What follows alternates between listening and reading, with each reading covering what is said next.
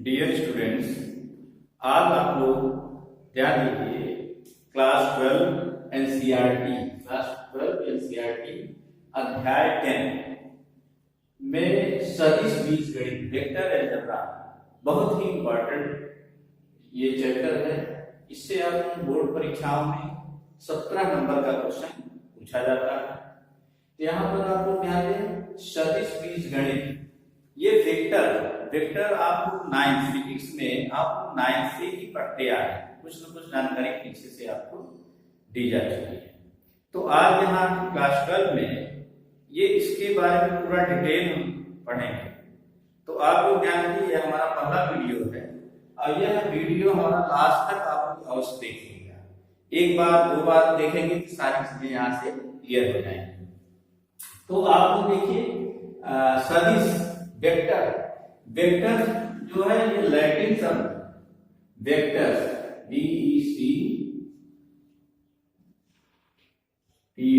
Vector से इसकी उत्पत्ति हुई। तो यहां से आप जान लीजिए, जो वेक्टर है ये वेक्टर शब्द से लिया गया है। तो अब इसमें आपको ज्ञान है बीजगणित, सदिश बीजगणित में फिजिक्स में इसका सबसे ज्यादा उपयोग, फिजिक्स में भी इसका उपयोग किया गया है। आप लोग पढ़े भी होंगे क्लास 11 फिजिक्स में कुछ इस बारे में। तो सदिश में पहले आप लोग ध्यान दीजिए, भौतिक राशियां के बारे में आप लोग पढ़ेंगे। भौतिक राशियां सब मिला के भौतिक राशियों को दो रूप से निरूपित किया, दो प्रकार की। एक आपका अदिश राशियां होती है, दूसरी सदिश राशियां होती है। तो पहले हम अदिश और सदिश राशियों के बारे में चर्चा कर रहे हैं। तो यहाँ पर ध्यान रखिए, तो भौतिक राशियां कितने प्रकार की होती हैं? दो प्रकार की होती हैं। तो यहाँ पर आप लोग ध्यान दें, भौतिक राशियां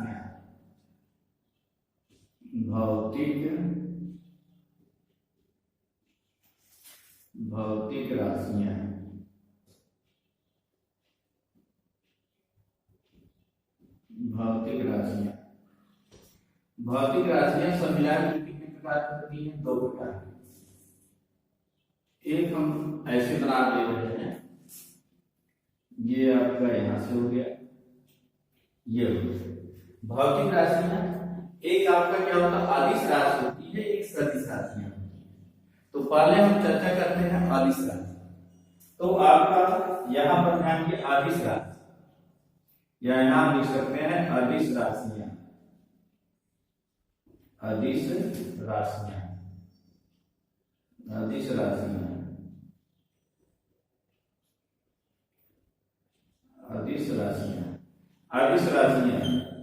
स्केलर क्वांटिटी, इसको इंग्लिश में क्या कहते हैं? Scalar quantity. अदिश और दूसरा होता है सदिश राशियां।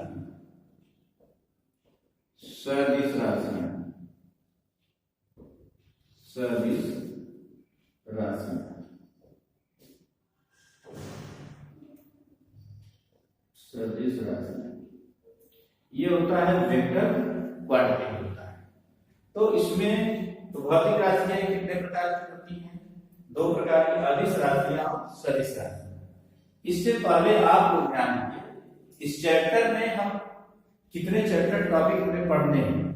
तो चैप्टर इसमें देखिए, इसमें 4 प्रश्नावली आपको पढ़नी है। पहली प्रश्नावली, फिर आपकी दूसरी प्रश्नावली है, फिर तीसरी है प्रश्नावली, फिर चौथी प्रश्नावली है। और इसमें एक विविध प्रश्नावली, क्या है? विविध प्रश्नावली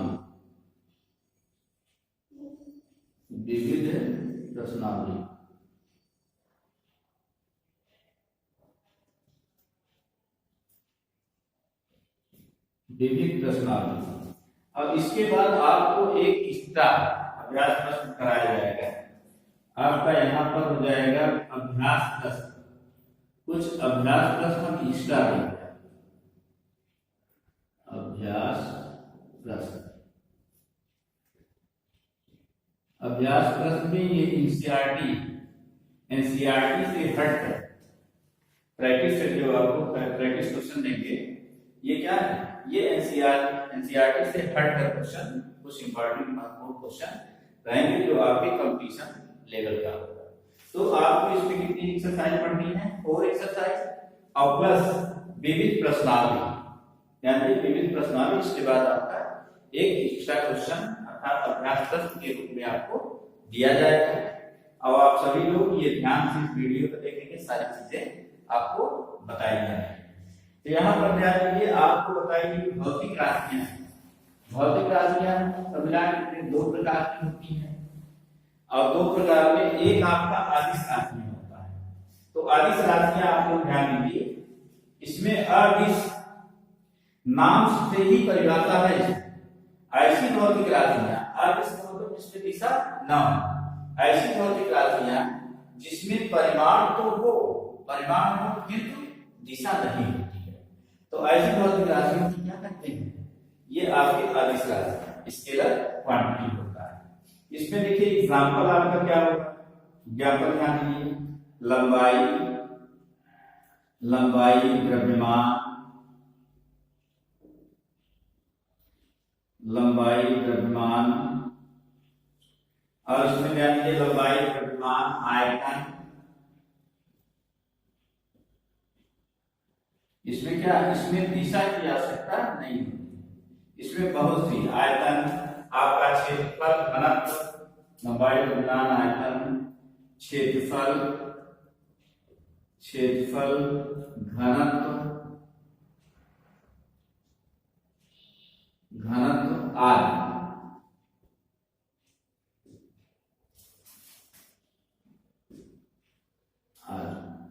इसमें जानिए लंबाई किसी की माप ले रहा है, उसमें आपकी दिशा की आवश्यकता है, क्या है केवल परिमाण।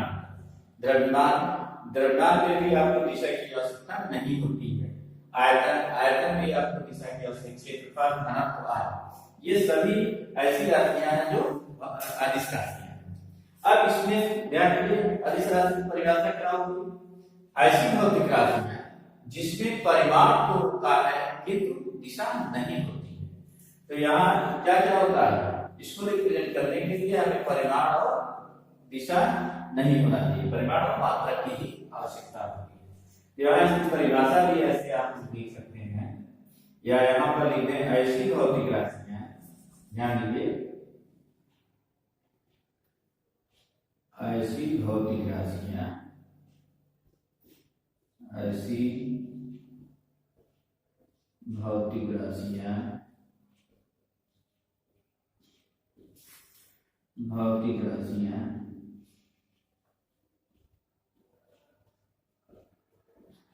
जिनमें परिमाण होता है कि दिशा नहीं, जिनमें परिमाण होता है,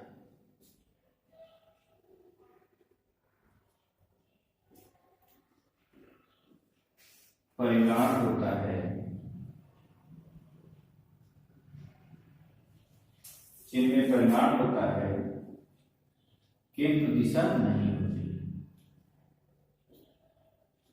किंतु दिशा नहीं होती।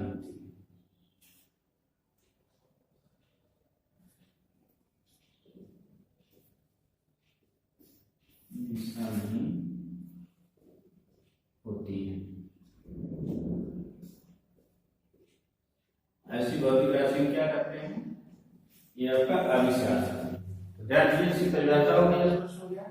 अब इसका मतलब इसमें दिशा ना, इसका एग्जाम्पल क्या हो गया? लंबाई, द्रव्यमान, आयतन, क्षेत्रफल, घनत्व आदि बहुत सारे राशियां ऐसी हैं जो आपकी अदिश राशियां हैं, अर्थात ऐसी भौतिक राशियां जिनमें परिमाण होता है किंतु दिशा नहीं होती है, ऐसी भौतिक राशियां क्या कहलाती हैं? अदिश राशि। अब आप लोग ध्यान दीजिए सदिश राशि क्या होता है? सदिश राशि क्या होती है? सदिश का मतलब क्या है? जिसमें दिशा होता है। क्या होता है? दिशा होता है। जैसे इसके एग्जाम्पल आप लोग ध्यान दें, वेग, आपका वेग हो गया, वेग क्या है? दिशा होगी। विस्थापन, विस्थापन ये भी क्या आपका, इसमें भी दिशा की आवश्यकता होती है, विस्थापन। त्वरण, त्वरण ये सब क्या है? आज बहुत सारे इसमें एग्जाम्पल हम ले सकते हैं। वेग, विस्थापन, त्वरण या बल आघूर्ण भी होता है। क्या होता है? बल आघूर्ण, बल आघूर्ण, बल आघूर्ण आदि। अब इसकी देखिए परिभाषा स्पष्ट हो गई। सदिश, सदिश का मतलब क्या होता है? जिसमें दिशा, परिमाण और दिशा दोनों की आवश्यकता, और इसमें क्या होता है? एक उचित मात्रा की आवश्यकता। क्या होगी? उचित मात्रा की आवश्यकता। तो ऐसी भौतिक राशियां की परिभाषा क्या होगी? ऐसी भौतिक राशियां जिसमें परिमाण के साथ साथ दिशा की भी आवश्यकता होती है, इसे क्या कहते हैं? सदिश राशियां कहते हैं, वेक्टर क्वांटिटी कहा जाता है। अब ध्यान दीजिए, इसका निरूपण, रिप्रेजेंटेशन क्या होता है, कैसे इसको निरूपित किया जाता है, इस चीज को हम यहाँ पे बता रहे हैं, तो ध्यान दीजिएगा। तो सब मिला के भौतिक राशियां कितने प्रकार की हो गई आपकी? दो प्रकार की। एक आपका सदिश, अदिश राशियां हो गई, दूसरा क्या है? सदिश राशियां। अदिश राशियां क्या है?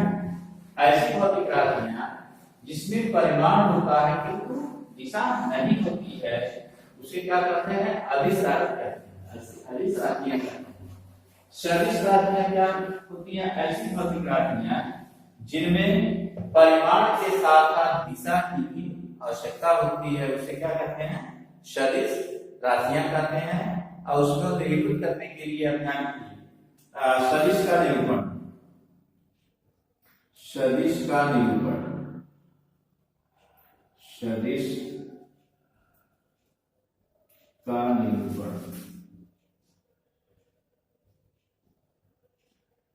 निरूपण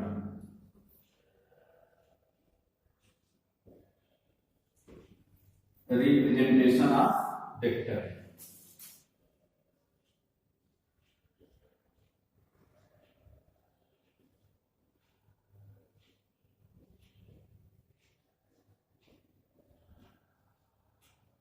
रिप्रेजेंटेशन ऑफ वेक्टर।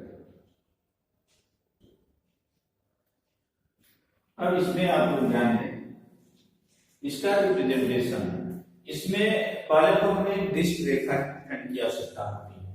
पहले दिष्ट रेखाखंड क्या होता है? ध्यान दीजिए, दिष्ट रेखाखंड मान लीजिए बिंदु ये दिया गया, ये बिंदु ये क्या है? O है, और ये बिंदु क्या आपका? P।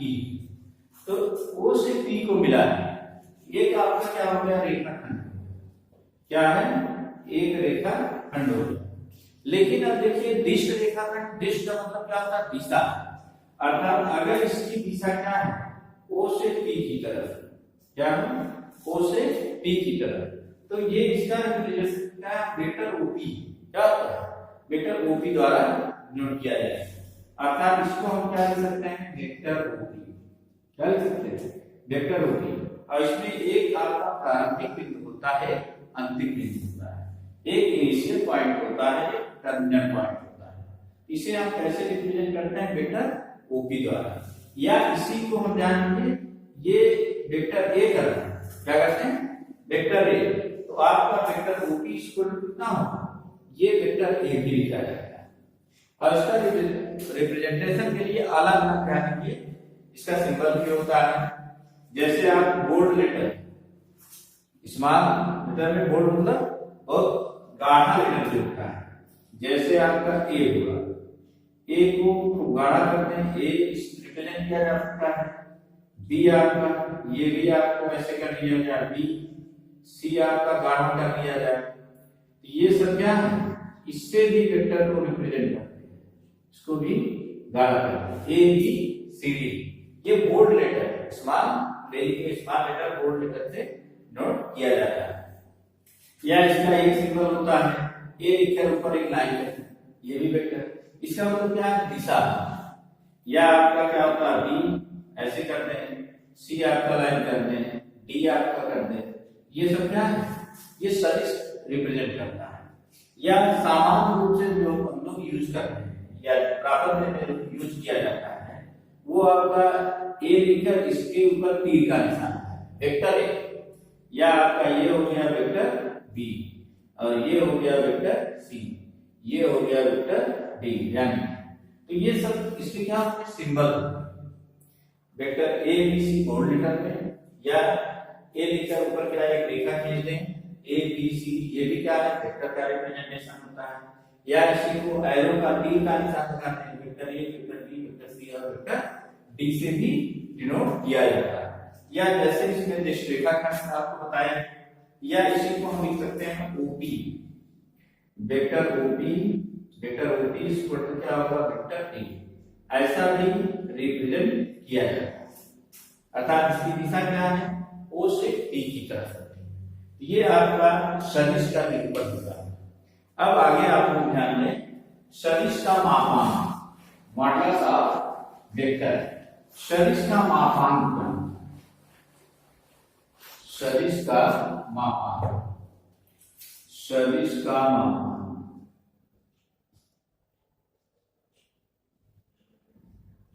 सदिश का मापांक, सदिश का मापांक, या इसी के बोलते हैं modulus of vector, modulus, modulus of vector.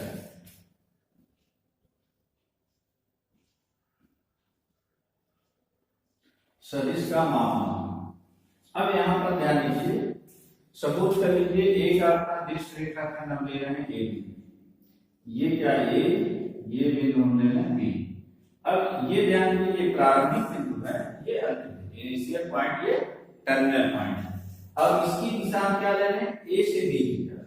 क्या ले रहे हैं, ए से बी, अर्थात ये क्या है, वेक्टर ए बी हो गया।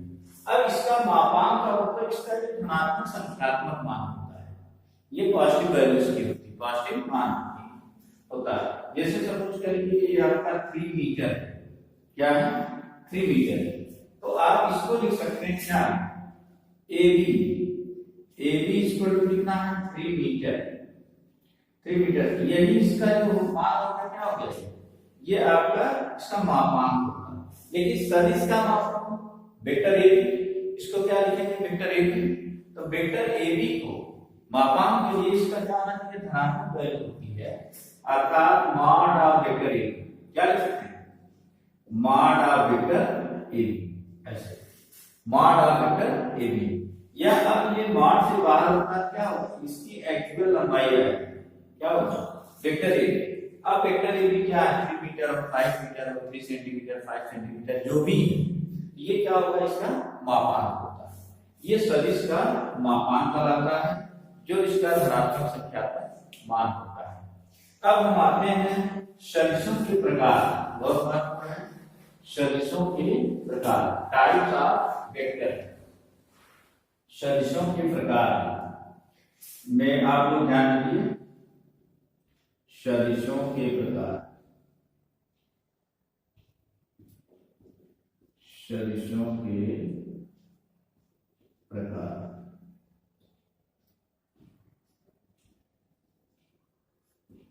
सदिशों के प्रकार, टाइप्स ऑफ वेक्टर,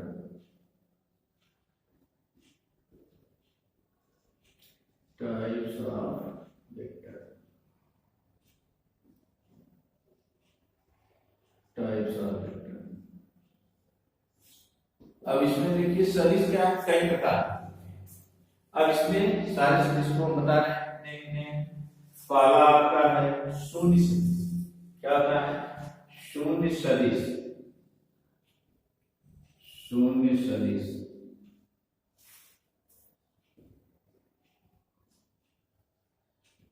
शून्य सदिश, या इसी को बोलते हैं जीरो और नल। क्या होता है, यही होता है आपका बिंदु जीरो, और इसी को बोलते हैं नल।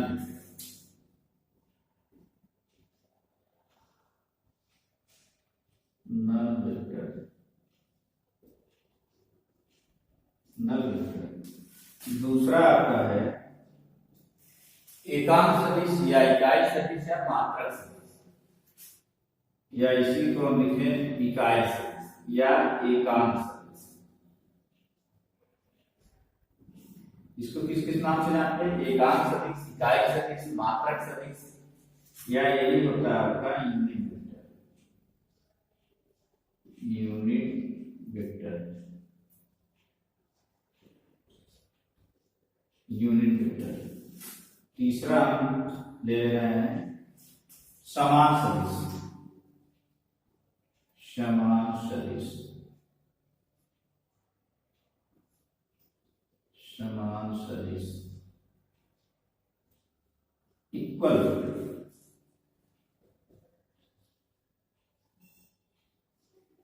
इक्वल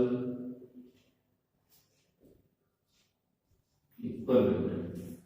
फिर आपका चौथा ले रहे हैं समदिश सदिश,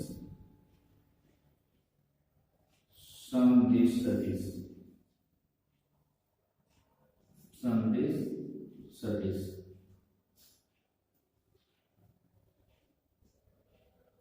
इसी को बोलते हैं line vector, line vector, line vector. या पांचवा हमारा है समदिश, या इसी को प्रतिदिश समदिश, प्रतिदिश सदिश बोलते हैं, या यही के असमदिश सदिश कहते हैं, या यही आपका प्रतिदिश सदिश, या इसी को असमदिश सदिश बोलते हैं। यहाँ पर असमदिश, असमदिश सदिश, समदिश सदिश, असमदिश सदिश, या इसी को अनलाइन वेक्टर बोलते हैं, अनलाइन वेक्टर, अनलाइन वेक्टर। फिर आपका छठा है समरेखी, असमरेखी या समांतर, असमरेखी,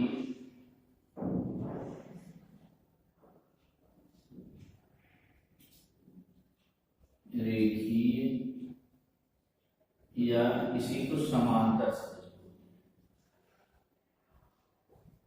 समांतर सदिश, समांतर सदिश, या इसी कोलिनियर और पैरेलल वेक्टर, कोलिनियर और पैरेलल वेक्टर, कोलिनियर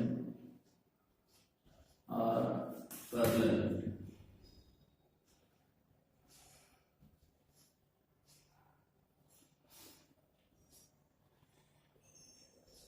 सातवां आप लोग ध्यान दीजिए, एक होता है सह आदिम सदिश, सह आदिम सदिश,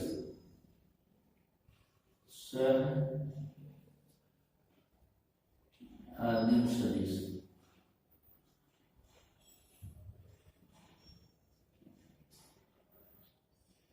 सह आदिम सदिश। ये होता है को इनिशियल, क्या इसकी इंग्लिश होती है? को इनिशियल वेक्टर,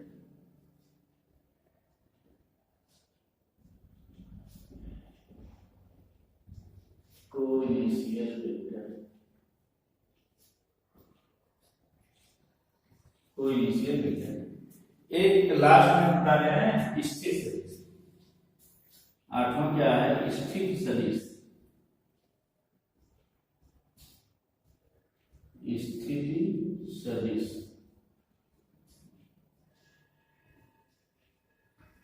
इसको इंग्लिश बोलते हैं पोजीशन वेक्टर,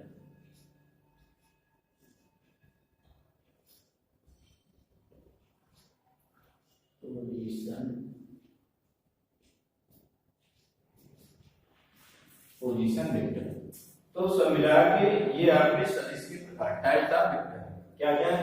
शून्य सदिश, एकांक सदिश, समान सदिश, समदिश सदिश, असमदिश सदिश, समरेखी, या इसी को आपका समांतर कोलिनियर और पैरेलल वेक्टर, सह आदिम सदिश को इनिशियल वेक्टर, फिर आपका स्थिर सदिश position vector, position vector.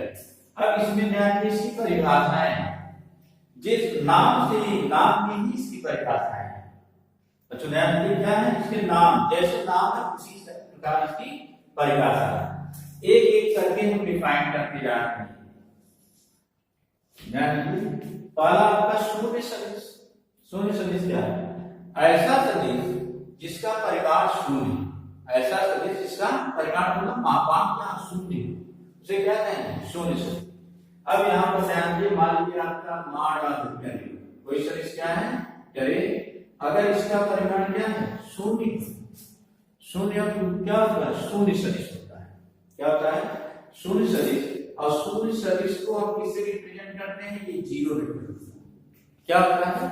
Zero vector होता है। शून्य सदिश का मतलब क्या होता है? इसका प्रारंभिक और अंतिम बिंदु क्या होता है? एक पर होता है। या इसी को हम लिख सकते हैं, ये प्रारंभिक और अंतिम बिंदु क्या है? एक करते हैं। तो ये किसके बराबर है? मान लीजिए ये आपका ए है, ये बी, एक ही बिंदु पर, अर्थात बी बिंदु क्या है? ए पर। तो यही आपका ए पर ही कोइंसाइड हो जाता है, इसका प्रारंभिक बिंदु एक होता है। अर्थात इसको ऐसे भी आप समझिए, जैसे इसका vector A A A, vector A ए बराबर ये क्या होगा? ये जीरो वेक्टर। क्या होगा? Zero vector. या इसको भी हम लिख सकते हैं जीरो वेक्टर, मतलब इसका प्रारंभिक और अंतिम बिंदु क्या है? एक पर कोइंसाइड हो, तभी तो क्या होगा? जीरो वेक्टर होता है, शून्य सदिश होता है। अब आते हैं हम दूसरे पर, एकांश यूनिट वेक्टर। इसी को हम किस नाम से जानते हैं? एकांश सदिश, एकक सदिश, मात्रक सदिश, इकाई सदिश। ये चार नाम से इसका जानते हैं। एकांश, एकांश मतलब एक होता है। अब इसमें ध्यान दीजिए, इसकी परिभाषा है इसकी कर दी, ऐसा सदिश जिसका मापांक क्या है? एक, इसका परिमाण क्या है? एक हो, मैग्नीट्यूड क्या है? एक हो। अर्थात ध्यान दीजिए, माड ऑफ, अगर वेक्टर ए कोई सदिश है, इसका मापांक कितना होना चाहिए? एक होना चाहिए। ऐसे सदिश को क्या कहते हैं? इकाई सदिश कहा जाता है। और इकाई सदिश को ध्यान दीजिए, किससे हम डिनोट करते हैं? एक है। क्या होता है? एक है। एक ऊपर एक इकाई बना दी, ये क्या होता है? इकाई सदिश। अब यहाँ ध्यान दीजिए, एक इसमें फार्मूला आता है, वेक्टर ए की दिशा में इकाई सदिश आपको निकालना है। वेक्टर ए की दिशा में इकाई सदिश, तो आप यहाँ पर ध्यान दीजिए, ए का इक्वल टू आपका होगा वेक्टर ए अपान माड ऑफ वेक्टर ए। किसकी दिशा में? वेक्टर ए की दिशा में इकाई सदिश, एकांश सदिश। ए का इक्वल टू वेक्टर ए अपान माड ऑफ वेक्टर ए। अब आते हैं हम तीसरे नंबर पर, ध्यान दीजिए, समान सदिश इक्वल वेक्टर। समान सदिश क्या होता है? ऐसे दो सदिश जिसका मापांक क्या है? बराबर, समान। अर्थात सपोज कर लीजिए वेक्टर ए और वेक्टर बी क्या है? दो सदिश हैं, तो इनका मापांक यदि बराबर है तो क्या है? समान सदिश। अर्थात माड of vector A, mod of vector A equal to mod of vector B. ऐसे दो सदिश जिसका मापांक क्या है?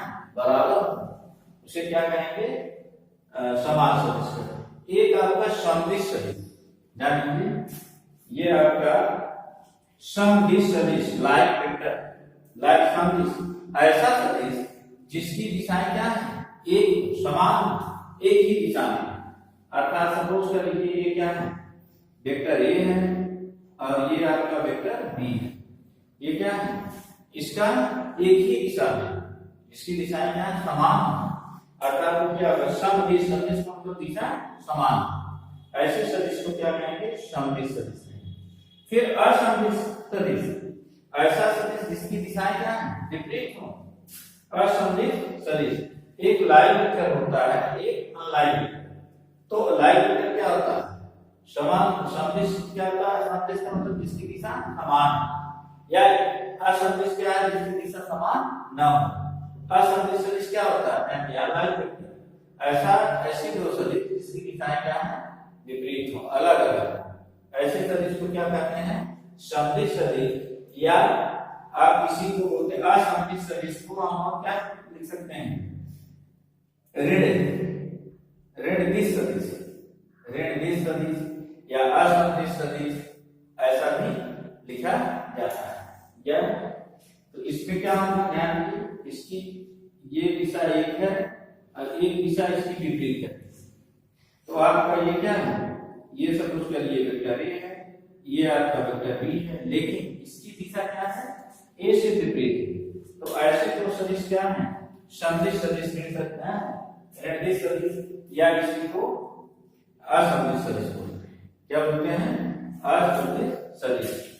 अब इसमें आप लोग ध्यान दें, अगला हमारा है समरेखीय अथवा समांतर सदिश। समरेखीय अथवा समांतर, कोलिनियर और पैरेलल। समरेखीय समांतर का मतलब क्या? ऐसा सदिश जो किसी रेखा के समान था, उसे क्या कहेंगे? समरेखीय अथवा समांतर सदिश। समरेखीय अथवा समांतर सदिश। जैसे यहाँ पर ध्यान, मान लीजिए ये दो सदिश ऐसा ले लिया जाए, ये दोनों सदिश आपस में क्या है? समांतर है, इनकी दिशा समान होनी चाहिए, एक होनी चाहिए। या इसी पर एक और हम करें, ये भी क्या होगा? ये इसी रेखा, इसी के समांतर है, एक रेखा के समांतर है, ये भी आपकी सदिश क्या है? समांतर सदिश या समरेखीय सदिश कहलाता है, जिनकी दिशा क्या है? समान होनी चाहिए।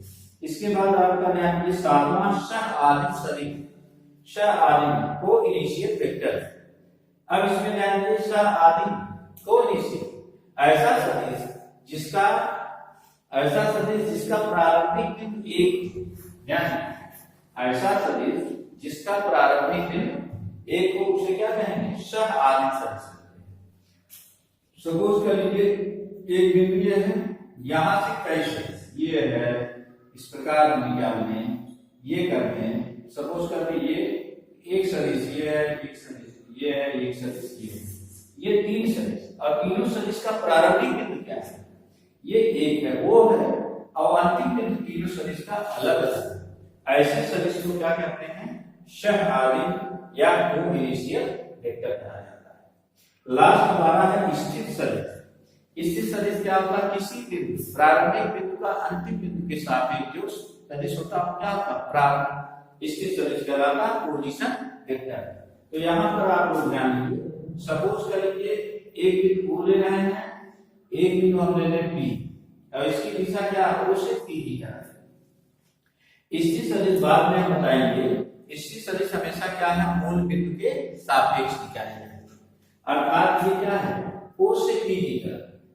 बिंदु P की स्थिर सदिश क्या होगी? OP, वेक्टर OP होगा। अंतिम बिंदु का प्रारंभिक के सापेक्ष स्थिर सदिश, अर्थात बिंदु P के सापेक्ष OP स्थिर सदिश क्या होगी? वेक्टर होगी। इसको आपको वेक्टर OP द्वारा डिनोट किया है। क्या? Vector OP। ये बहुत इंपॉर्टेंट है, बाद में इसका और डिटेल आपको बताया जाएगा। स्थिर सदिश क्या है? हमेशा मूल बिंदु के सापेक्ष निकाला जाता है। तो ये आपका क्या हो गया? ये सदिशों के प्रकार, टाइप्स ऑफ सदिश। यहाँ ध्यान दीजिए, आसानी से इसकी परिभाषा है, आप लोग जान सकते हैं, और सभी का अगर कहीं उपयोग है, इसका उपयोग भी आगे लेक्चर में हम कर सकते हैं। अब इसमें एक बार पुनः रिवाइज कर लीजिए। शून्य सदिश, जीरो वेक्टर क्या होता है? ऐसा सदिश जिसका मापांक शून्य, उसे क्या कहेंगे? शून्य सदिश। एकांक सदिश क्या है? ऐसा सदिश जिसका मापांक एक, उसे क्या कहेंगे? एकक सदिश या एकांक सदिश। अब इसका एक सिंबल क्या होता है? एक होता है। यह एक फार्मूला होता है, वेक्टर ए की दिशा में इकाई सदिश क्या होता है? वेक्टर ए का equal to vector A upon mod of vector A. और दूसरा समान सदिश, ऐसा सदिश जिसका परिमाण क्या है? समान, जिसका मापांक समान हो, समान सदिश कहलाता है। सममित सदिश क्या होता है? ऐसे दो सदिश जिनकी दिशाएं क्या है? समान हो, सममित सदिश लाइन वेक्टर कहलाता है। असममित सदिश क्या होता है? ऐसा सदिश जिनकी दिशाएं क्या है? विपरीत हो, उसे असममित सदिश कहते हैं। समरेखीय या समांतर सदिश क्या होता है? ऐसा सदिश जो एक रेखा के समांतर होता है, उसे क्या कहते हैं? समरेखीय अथवा समांतर सदिश कहा जाता है। सह-आदिम सदिश क्या होता है? कोई इनिशियल वेक्टर। ऐसा सदिश जिसका प्रारंभिक, ऐसे कई सदिश जिसका प्रारंभिक बिंदु क्या होता है? एक होता है, उसे क्या कहेंगे? सह-आदिम या को इनिशियल वेक्टर कहा जाता है। लास्ट आपका है स्थिर सदिश। पोजीशन वेक्टर क्या होता है? पोजीशन वेक्टर प्रारंभिक बिंदु और अंतिम बिंदु, अर्थात अंतिम बिंदु का प्रारंभिक बिंदु OP, वेक्टर OP क्या है? यही आपकी स्थिर सदिश से जुड़ गया। स्थिर सदिश को हमेशा क्या है? मूल बिंदु के सापेक्ष ही निकाला जाता है, ज्ञात किया जाता है, और इस पे अभी हम बताए हैं, इस पर बहुत ज्यादा डिटेल आपको बाद में दिया जाएगा। अब इसी पर आधारित आप क्या पहली एक्सरसाइज आप जितनी भी परिभाषाएं ये सब बताई गई है इसी पर आधारित है। तो नेक्स्ट वीडियो में आप लोग देखिए सदिश का पहली एक्सरसाइज सॉल्व कराया जाएगा और इस वीडियो को एक बार दो बार आप लोग देखेंगे, अवश्य सारी चीजें यहाँ पर क्लियर की गई है। Thank you.